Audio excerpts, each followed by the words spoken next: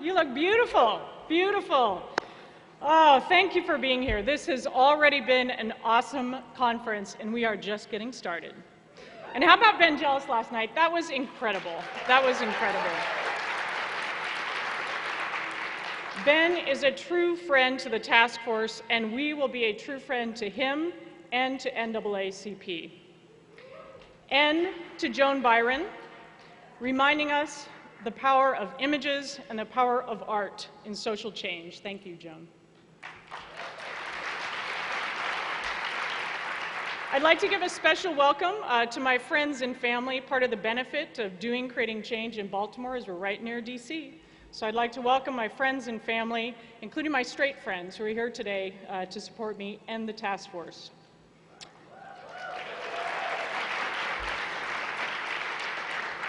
So, as I was preparing for creating change this year, my daughter and I became obsessed by singing along to the brilliant musical Wicked. Specifically, the song Defying Gravity. And it gave me some inspiration, not my singing, but the song. I am no President Obama when it comes to singing, but. And yes, I know it's a particularly gay move on my part, a Broadway musical as inspiration for my remarks, thus revealing my gender queerness as a gay man. And indeed, proud of it. And yes, we do have a conference session for that. We also have a conference session for Newt Gingrich and his open marriage. For those of you who are playing Kate Clinton's, Ray Carey plenary bingo, you can put a mark for that. But I digress. All right. So as the song Defying Gravity starts in the musical, the people of Oz shout that Elphaba, who's eventually known as the Wicked Witch, is evil, is wicked, to be feared and driven away.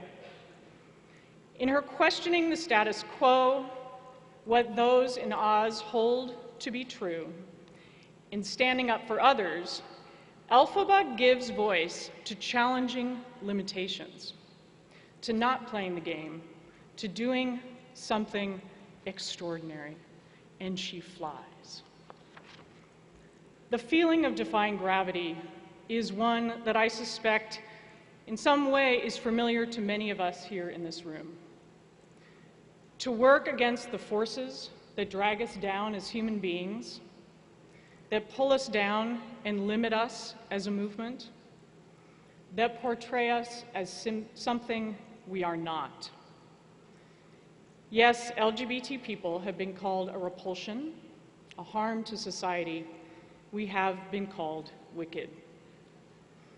The fact that we have made it this far, surviving childhood taunts, the neglect of churches and schools, the laws and policies of a country that have treated us as criminals, this is already a testament to our ability to defy gravity. Individually,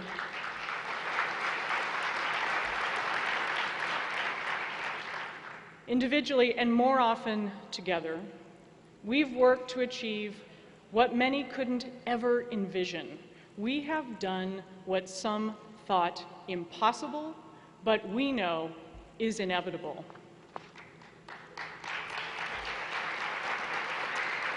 So here we are together again at Creating Change, sharing strategies on overcoming the challenges that face us, learning from each other how to defy gravity. I know that many of you sacrificed a lot to be here. You had to save up, take a bus, or squeeze a bunch of people in a van to get here.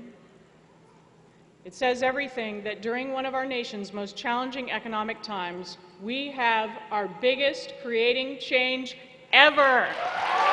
Ever.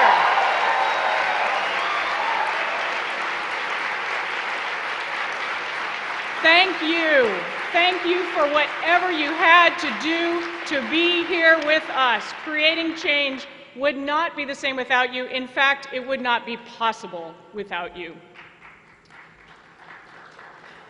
Some days, it feels like we aren't making progress, but we have come a long way since the Stonewall Rebellion in 1969. In fact, the pace of our progress and our pursuit of justice has accelerated in the last few years because of your work. And not, by the way, just because the last of my high school crushes, Christy McNichol, finally came out. After being with her partner for 20 years, I'm just waiting for Velma of Scooby-Doo to come out, and then my list will be complete. 2012 will be an important year because of us and because of what we will achieve together.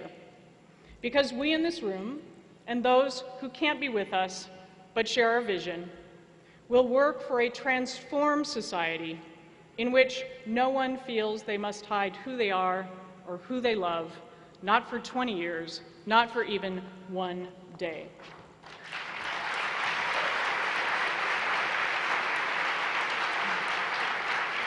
In this past year alone, and I couldn't even get everything down that we've done together as a movement, but with our work together, we passed statewide transgender non-discrimination laws in Connecticut, Nevada, Hawaii, and Massachusetts. Right on.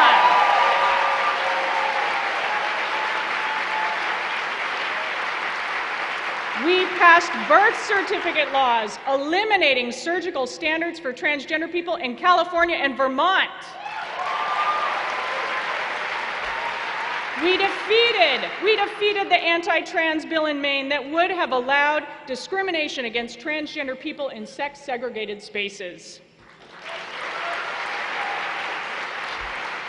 Bullying prevention policies that specifically protect LGBT youth are now in some unexpected places, including Dallas, Texas, Jackson, Mississippi, Oklahoma City, and the entire state of Arkansas.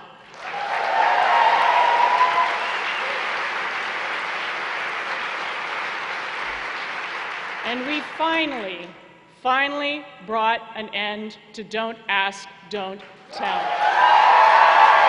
Well done.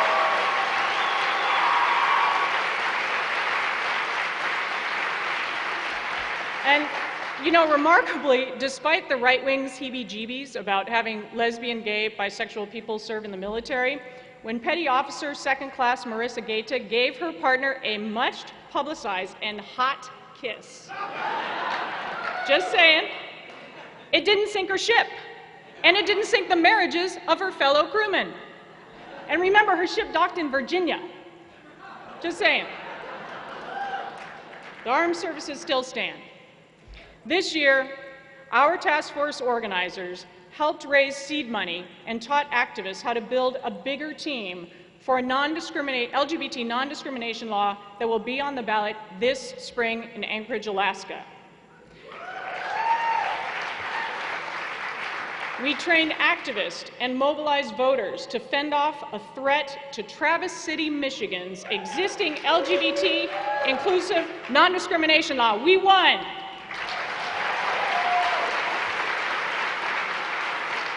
Here in Maryland, a statewide gender identity anti-discrimination bill was introduced, and this Monday, Governor Martin O'Malley formally introduced the Civil Marriage Protection Act, which would extend marriage to same-sex couples.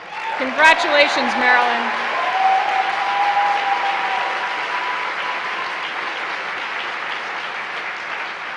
And just 26 hours ago, after 2 years of public education, field organizing, signature gathering, and just plain old knocking on doors of your neighbors on more than 100,000 doors, Equality Maine, Gay and Lesbian Advocates and Defenders, and Why Marriage Matters Maine Coalition delivered over 105,000 signatures to the State House yesterday, announcing that they will make Maine the very first state to go to the ballot box with a proactive measure to pursue marriage equality.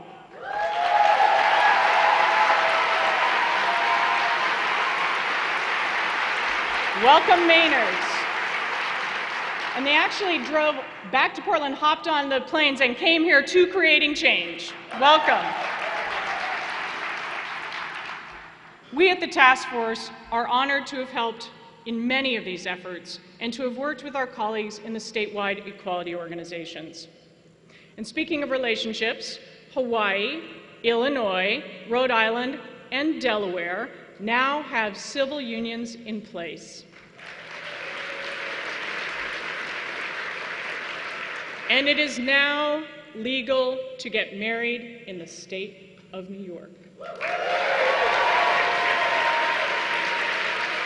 Congratulations to the activists in all these states and all of the activists in this room who've worked so hard to make these and other gains.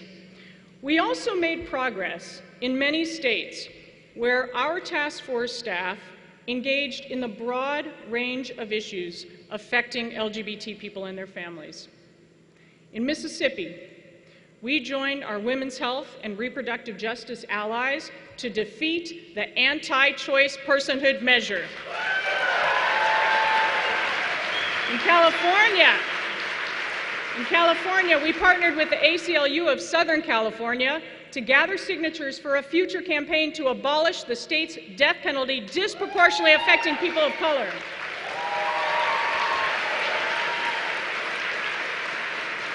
And in Maine, we helped beat back one of the many recent attacks on the very right to vote in this country.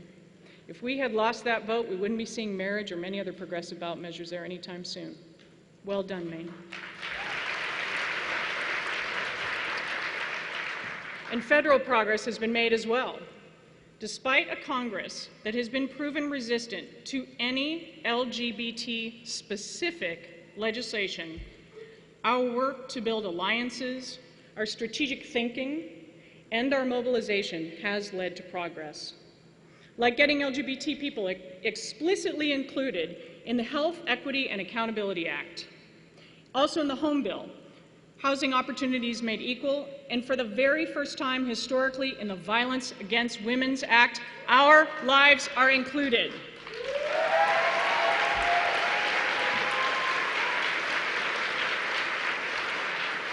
These are bills that are not LGBT specific, but with our hard work and becoming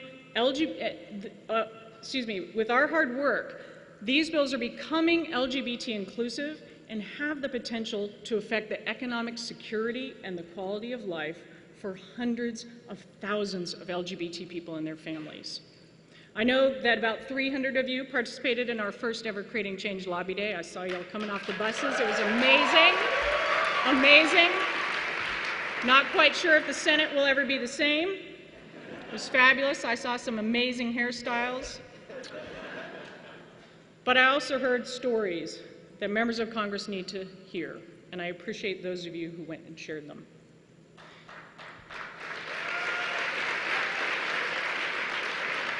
But we're not stopping with just LGBT inclusion in bills. We are after concrete changes that make our lives better. The task force's New Beginnings initiative, a coalition of 26 organizations, has been working diligently to improve the lives of LGBT people and our families in tangible, meaningful ways by changing federal policies. And together, as a community, we have pushed, and with the Obama administration, we have improved lives. When the executive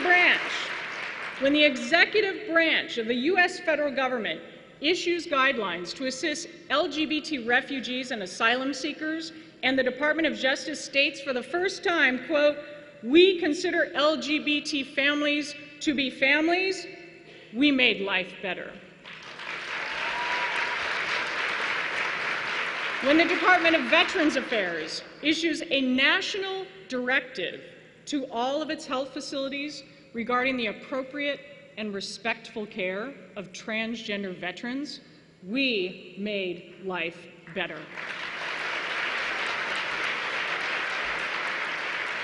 When LGBT families can no longer be turned away from public housing or a home loan, we made life better.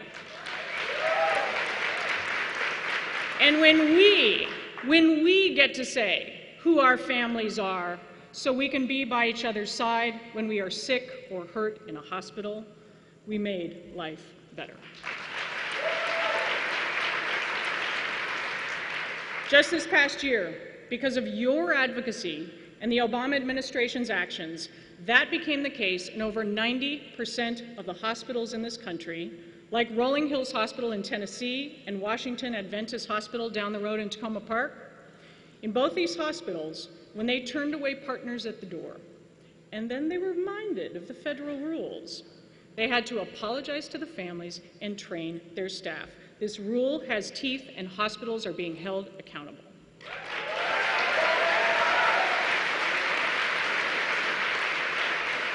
When we hear these words from a White House cabinet member, gay rights are human rights, and human rights are gay rights, to LGBT men and women worldwide, wherever you live and whatever your circumstances, please know that you are not alone. We most definitely made life better. And thank you, Secretary of State Hillary Clinton.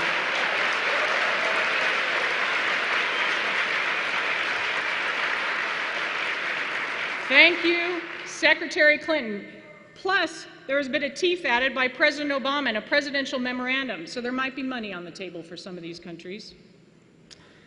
The truth is, we can appreciate both the progress that we've made and feel frustrated by the incomplete and sometimes slow pace of change. There is still much work ahead. We know the truth in the old adage that when the people lead, the leaders will follow. Creating Change family, we are going to be called upon to lead a lot in this coming year. We will have to play both offense and defense this year with marriage in play here in Maryland and in Washington, New Jersey, Maine, Minnesota, and North Carolina. We will be called to lead. In states across the country, we must press forward on securing protections for people who experience discrimination because of their gender identity, including Michigan, New York, and right here in Maryland. We will be called to lead. In some states, like Oregon, hard but strategic and disciplined decisions have been made to not push for marriage until the time is right to use our movement's resources well and to win. They have expressed leadership in doing so.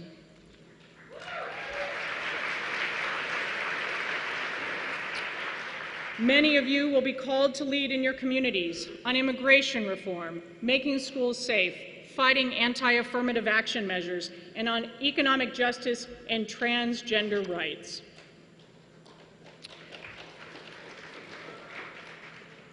But what's important to remember is that leading doesn't always have to mean winning.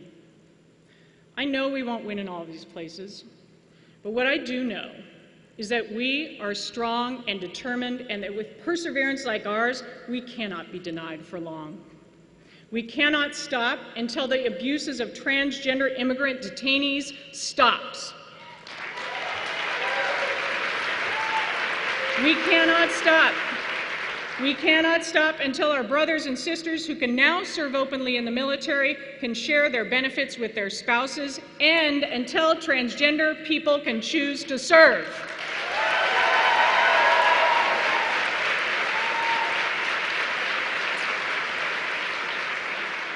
We cannot be fully free if after 30 years of AIDS, we know more about prevention, we know more about treatment than ever before, but infection rates for gay and bisexual men, especially men of color, are actually rising while funding and services are decreasing.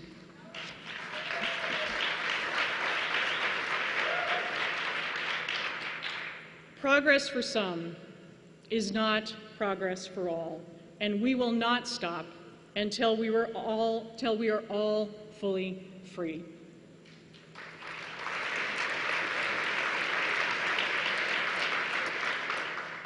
There are some challenges in our pursuit of freedom that are just beginning for us, challenges other movements before us have seen. One challenge is that we've already won. You didn't get the memo? We've already won. 90% of voters already believe we have federal employment protections. And this includes LGBT people who end up surprised when they're fired from their jobs and they have no recourse. Over the last 20 years, we have been so successful as a movement at winning employment protections in cities and states across the country that now over 52% of people live in a jurisdiction with sexual orientation protections, and 44% live in a jurisdiction with gender identity protections, and many more live and work in a place where they have protections through labor contracts or their corporate employment policies. But what about LGBT people who live in states without employment protections or work for companies that don't include us in their policies? 90% of voters think there is already federal employment protections, which makes it a bit of a challenge to mobilize them to fight for one. And why would they when we already have a law? Except we don't. We don't have a law yet. In order to defy gravity, to not stall out, we must make clear to decision makers, our friends, and family that many lesbian, gay, bisexual, and transgender people go to work every day terrified that someone will find out who they are or who they love. And we need a federal law to protect them.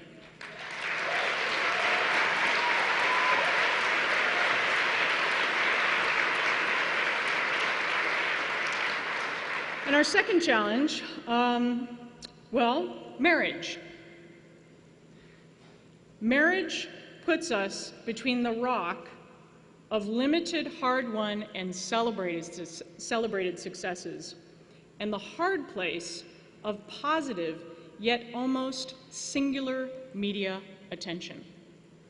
Specifically, now that we have overturned Don't Ask, Don't Tell, many now believe that our movement, all of us, and our movement across the country, that our movement is about one thing and one thing only: marriage. So let's talk about marriage. The richness of our families and how we create them, whether we choose to get married or not, when our families are ignored or denied, the very institution of marriage is weakened, not strengthened. When our lives are denied, the institution of marriage is weakened.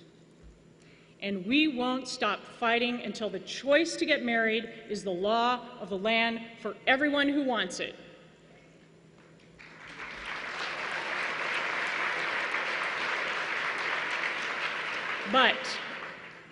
But that's not all we're fighting for. The LGBT movement is not a movement for marriage only.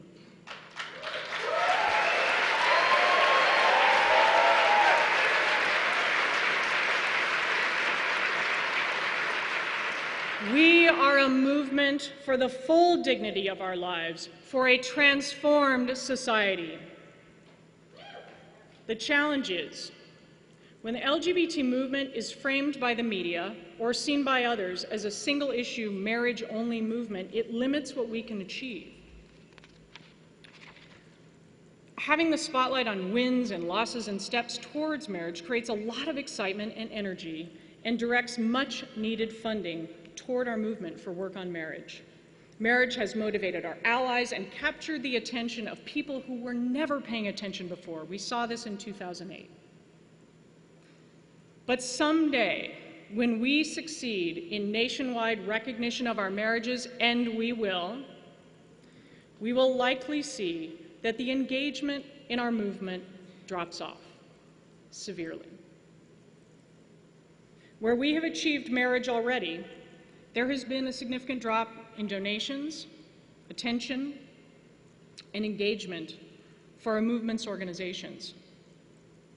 Some have even had to lay off staff while struggling to get attention for the other very pressing issues facing our community.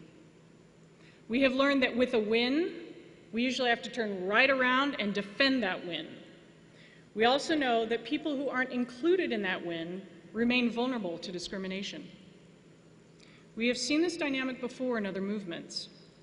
Consider the women's movement and Roe v. Wade. Almost 40 years after the Supreme Court decision declaring a woman's reproductive decisions are hers to make, women and men still must fight every day to stop the erosion of reproductive health services for women. The lesson here is that we must continue to build support for our gains, whether court decisions or legislative victories. The Roe decision did something else, though, too. It added to the women's movement being seen as a single-issue movement, abortion. So over the last 40 years, it has been a challenge to get equal pay for equal work, to create appropriate and affordable childcare in this country, to get full equality for women. Think about it. If we could all choose to get married anywhere if we wanted to, without limitation, if a marriage in one state was recognized as a marriage in all states, would our aspirations be fulfilled? Would, all right. I love that.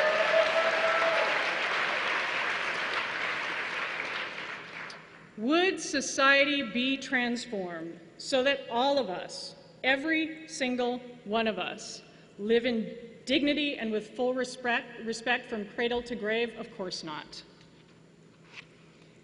At the task force, we say we're more.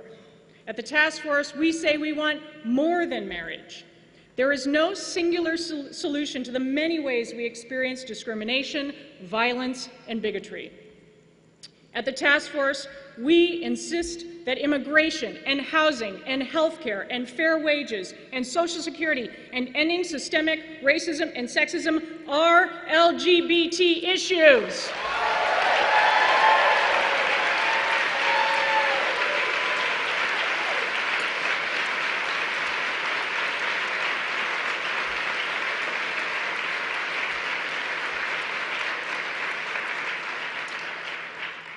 Now, please don't hear me wrong. I will fight like hell for marriage equality, and I am proud to be married to Margaret.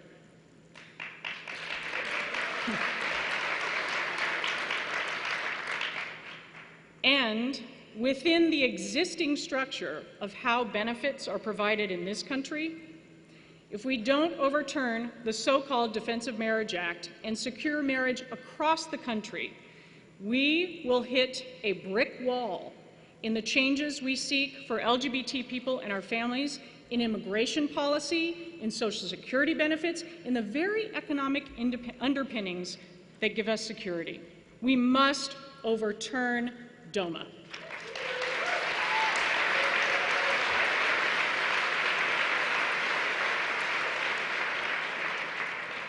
So in this political moment, while our movement is experiencing intensely focused attention on us because of marriage, we must take advantage of this moment by pushing to make visible the fullest scope of the social change we seek. We in the LGBT movement must defy the gravitational pull that frames ours as a single-issue movement.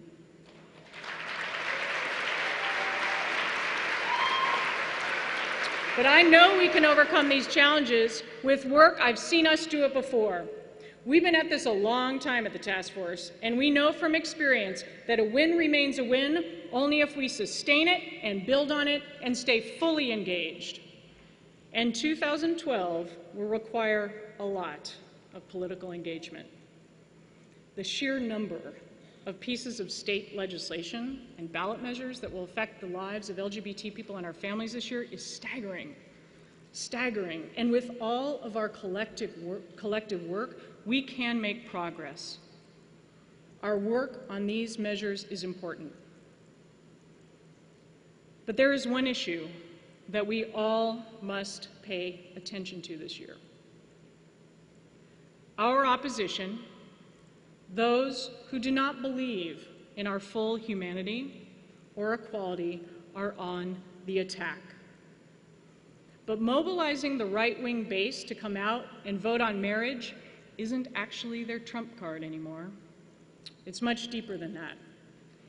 It's the very ability to cast a vote.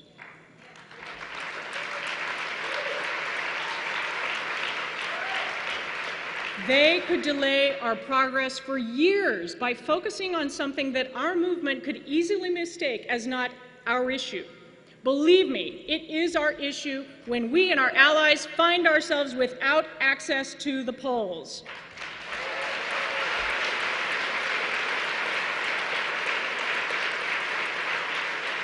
"2012 promises to be a harder playing field more than 2011 because the entire political playing field is under threat." There is a systematic effort in states across this country to take away the vote from people of color, from students, the working poor and unemployed, people who've lost their homes, young voters, people with disabilities, and the elderly. A plan to cut out the base of progressive voters from the process. This massive voter suppression is also having a devastating effect on the ability of transgender people to vote. We're talking about executive orders in 14 states and 20 new laws that will make it harder for 5 million people to vote in 2012. Ben Jealous, for those of you here last night, shared some heartbreaking and infuriating stories about just that. It's one of the last desperate ploys by those who can no longer compete with the power of their ideas.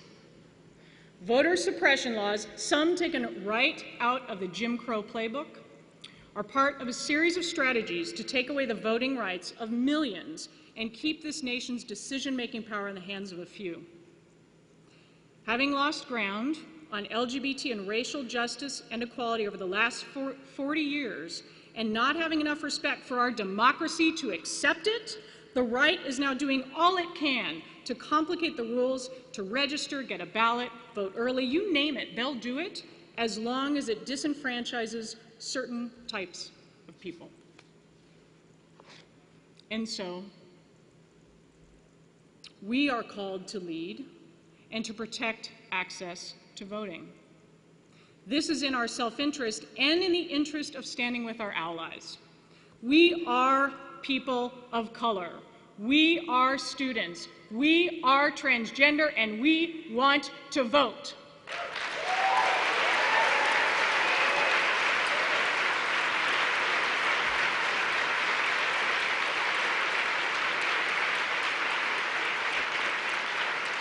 So let's look at where these voter suppression laws are being played out, where they're being put up to vote.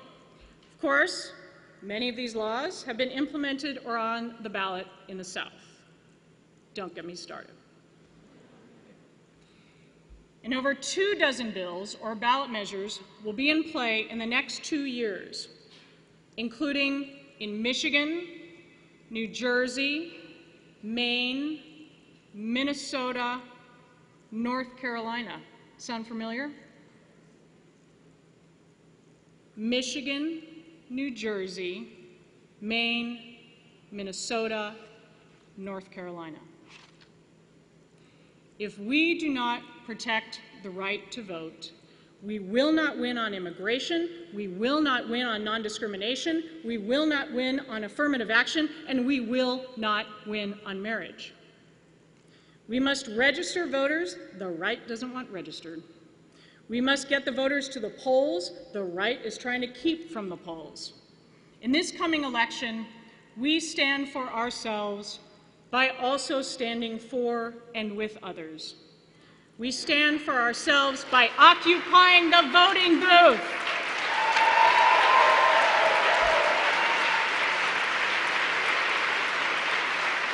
That's right. Yes, we have come to this again. To vote is an act of resistance, but it is also an act of insistence. We insist that all potential voters have a voice. As people who know more than our fair share about mistreatment, inequality, and unfairness, this is our fight. So in this room of the best grassroots activists I know, I say, occupy the vote. Vote. Take others to the polls if you can't vote yet, but speak out against voter suppression. And if you get to the ballot box and you are turned away for any reason, I want you to cast a provisional ballot, to document your story, post it on Facebook, Tweetbook, and contact the Civil Rights Division of the U.S. Department of Justice. Let people know this is happening.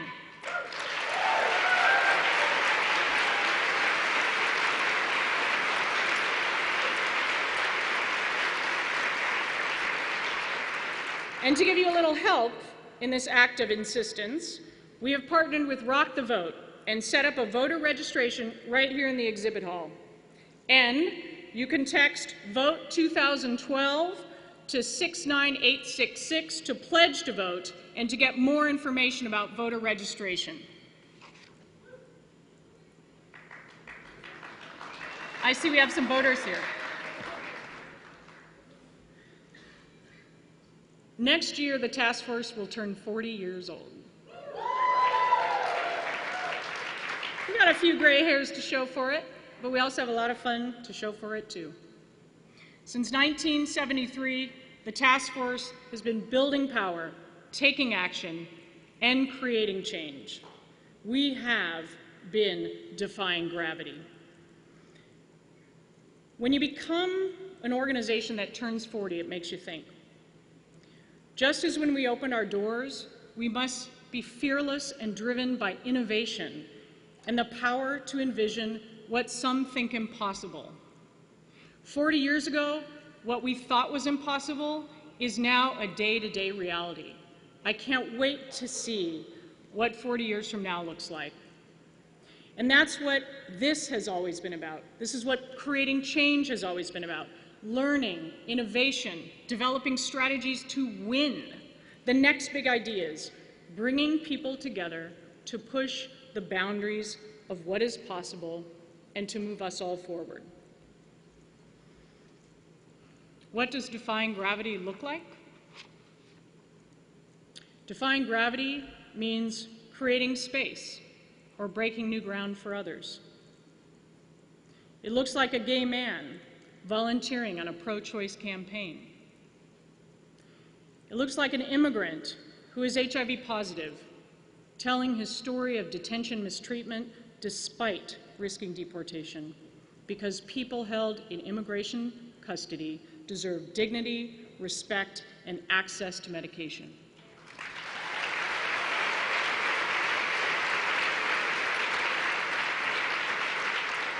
Defying gravity looks like Girl Scouts in my home state of Colorado standing up for a trans girl joining their troop.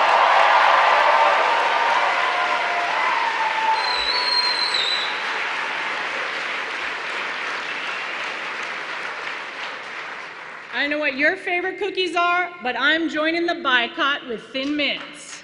Buy some cookies. Defying gravity looks like a trans high school student holding her head high as she walks through the hallways with pride and confidence in her fabulous self, no matter what others think or say.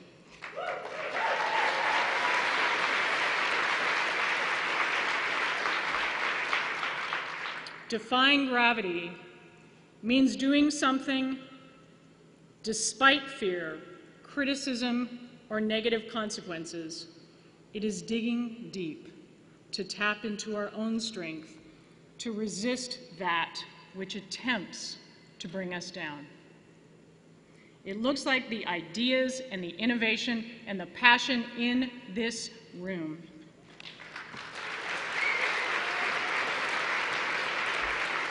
This is our time.